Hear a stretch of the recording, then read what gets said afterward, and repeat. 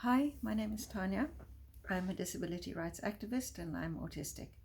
I'd like to talk about how disability organizations can start implementing the CRPD, that's the United Nations Convention on the Rights of People with Disabilities, in environments where the governments are not really doing much. So first of all, and by the way, I think this will probably turn into more than one video because there's a lot to unpack here. But first of all, we need to know that the CRPD is about disabled people, and if disabled people are not going to take the lead in advocating for themselves, we should not be expecting that our governments are going to be doing very much. All governments are really falling short in this area, and so there is a lot of work to be done. And it's up to us to initiate that work and to show enthusiasm for the rights which we have. However, many disabled people, I was about to say many autistic people because this is primarily the space in which I work, but many disabled people are not aware of their rights. So we need to begin by making them aware that they do have rights, especially those who have grown up in a very ableist environment with certain roles ascribed to them. You've either got to be an inspiration or you've got to just put your head down and smile with a cheery smile, and put up with your lot. And there's not very high expectations of you, and don't expect much from us. If you've grown up with that kind of thing, you're not going to necessarily know that it can be different and that you can stand up for your right for it to be different. And that tells us something. That tells us we should be teaching disabled people from an early age what their rights are according to the CRPD.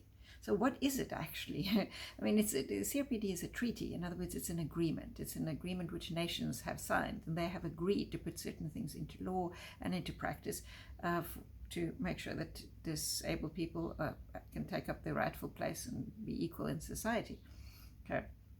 So many disabled people don't know that this has happened, so they can't push for their governments to do anything about it and to take things further if they don't know that this has happened, if they don't know that there's certain things that they can expect, that they don't have to put up with nonsense and they don't have to put up with marginalization. So there's something that we can do. As disability rights organizations, you can teach your members, you can organize training in what people's rights are. Now, there is a problem with disability organizations. Very often they're not run by disabled people. So if those people are not trained in this, they're not going to be training other people in their rights, and people who could potentially be lobbying, people who could be marching in the streets, people who could be calling meetings with their governments to say that we're not okay with what's happening. So recently I was in a meeting with a disability organization not run by disabled people. It has a few disabled board members, but the majority are not. And they had received CRPD training, but they were going on about the struggles with the implementation and the government which is not coming to the party, etc., etc., etc. And yet the principles which are in the CRPD are not being implemented in their organization. So maybe I should point out a little bit about what is in this treaty so that you can see why it's applicable even when your government is dragging its feet. First of all, the treaty is founded on a principle of nothing about us without us. So if you have an organization for blind people, for example, but none of the people who are running the organization or who are voting on it or anything like that, none of them are blind, then that's not okay. Nothing about us without us means you can't be talking about blind people and can't be coming up with ideas of how to serve them if you're not including blind people in your own organization, in decision-making roles, as well as employing them to do some of the work. Because as soon as you employ them to do some of the work, you're going to have to adapt what you do to be able to provide reasonable accommodations. And what are reasonable accommodations? They're one of the provisions actually in the CRPD. They're one of the things that this treaty says that you're supposed to provide. Make it accessible, make it possible for people with disabilities to to use your materials that you produce, or to get a job with you, or to get into your building, for example. So one of the places where I slip up with this a lot is that a lot of what I produce is not at first accessible to deaf people. Because I'm making a video right now, it's going to take me time to caption this, to make sure that people who are deaf can read what I'm saying, because they obviously can't hear. That's an example of an accommodation. And usually those things with me lag behind. If we plan our organizations to provide accommodations, then we're not going to have this kind of thing happening like, oh, terribly sorry, but we're going to exclude some people. Okay. So we start by putting those principles then into place in our own organizations, where in terms of how you provide the materials, in terms of who you invite to participate in events, in terms of who serves on your board. The clauses of the UN CRPD, one can just read through and see what they say. So I got the impression that some people who are getting training on the CRPD are getting training about how it's supposed to work within government, but not on the actual principles. This is not a very long document. I mean, it's not like it's 50 pages long or something. It's got a lot of clauses, but the clauses are quite short, and they can be unpacked. There is a training guide for this. There is even an easy read version of some of the sections of it. Easy read being for people with intellectual disabilities, or people who otherwise, for whatever reason, might struggle to understand the complicated content or the big words. So it's put into an easier format. So we can transform our organization to be representative. For example, have more than 50% of the people on the board having the disability that you're advocating for. By doing these things, you set an example for what you expect government to do. You can now push, because you can say, hey, we've done it, you've got to do the same kind of thing. But if we're not doing it, then it shows that we're not very enthusiastic about it. So why would the government want to do anything where the majority of them are not disabled, and this is going to cost them money, when anybody else isn't really doing it? We can transform ourselves. We can transform ourselves in the sense that people who believe in the goals of that organization can be encouraged to do the same in their workplaces, or in their schools which they were involved in, or in shops, any of those things. These are CRPD principles that we can already put into place. So we start implementing the CRPD by doing the things which the CRPD is trying to work towards within our own organizations, within what we do out there in matters of representation. We don't have to wait for government to do it within government and to do it with the laws before we start doing it ourselves. Start by teaching disabled people their rights. Start one step back by having disabled people teach your non-disabled people in your organization what they are supposed to be doing to be inclusive. On this subject, I have a book which I'm supposed to be reviewing. It's about inclusive education. Inclusive meaning including people with disabilities. None of the authors have the disability which they're writing about, but they're writing about inclusivity. And I hear about another conference coming up on inclusive whatever, where some intellectuals are probably going to go and be talking about how to include people without actually doing it at their conference. Sorry, I'm being cynical. Maybe there's going to be some inclusion. You include people by including them,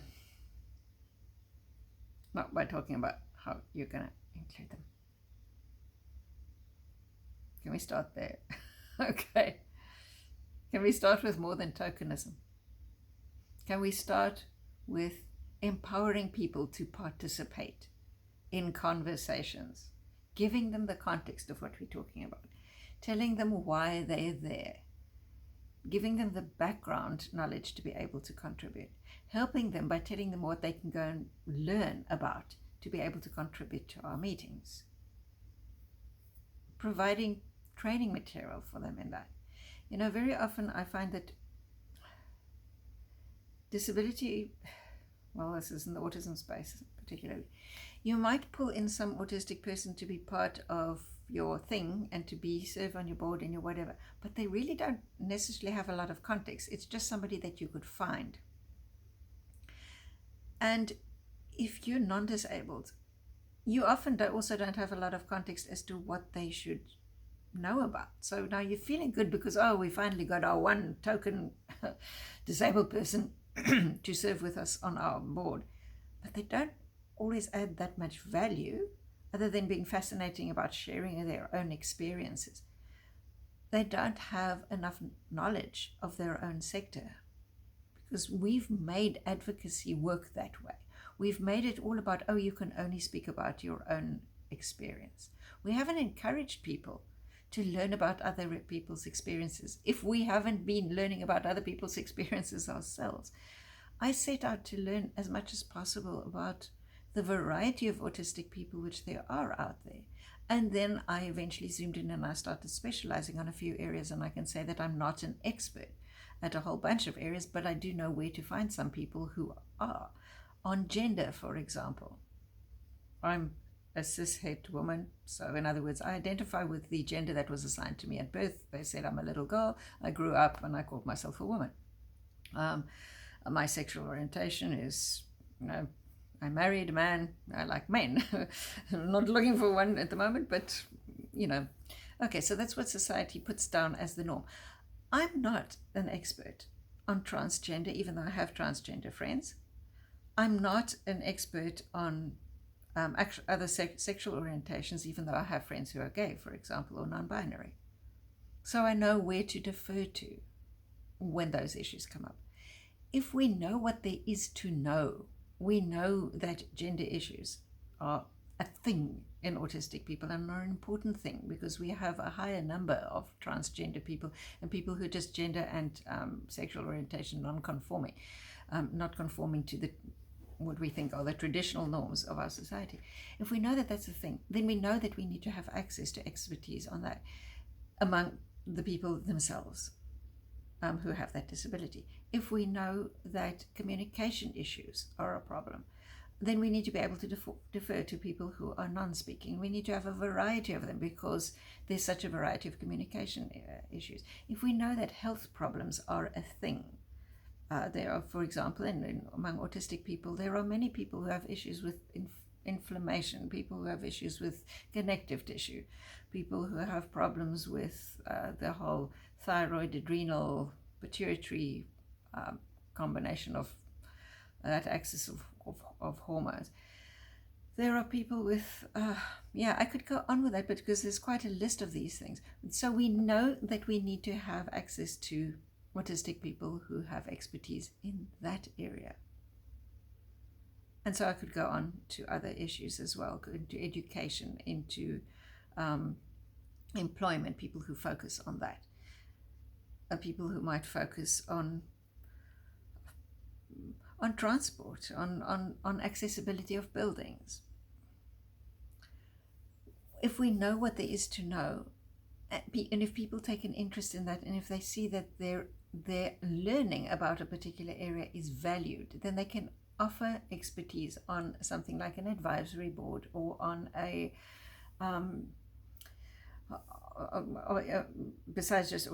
advisory committee or on a board of an organization. But if people have taken an interest in that only to be able to help themselves, and they don't realize that their expertise is going to be valued if they learn more about it to be able to learn to help others as well, then they're not going to focus on that. So we can start implementing the CRPD by creating these pockets of knowledge, not having single experts, but having a number of people, and they can teach each other what they know. I can share my knowledge about the areas which I've focused on. I can share my knowledge about what I've learned from non-speaking people, and then pass it on to other speaking people as well. And then I know the names of some non-speaking people and their various different obstacles and the things which they say that helps them, so I can pass on to them as well. But if it's only going to be putting somebody onto a board because they're autistic themselves and because they are expertise on their own life and nothing else, we're not getting value that way. We get value through learning about each other. And then we can add value to others as well. Wow, I could go on for a long time. You get the gist? We can start putting the CRPD into practice ourselves, and then we've got a model to be able to show government and say, hey, this isn't this difficult. You should be doing this yourselves. You've jolly well signed a treaty. Now give us our rights.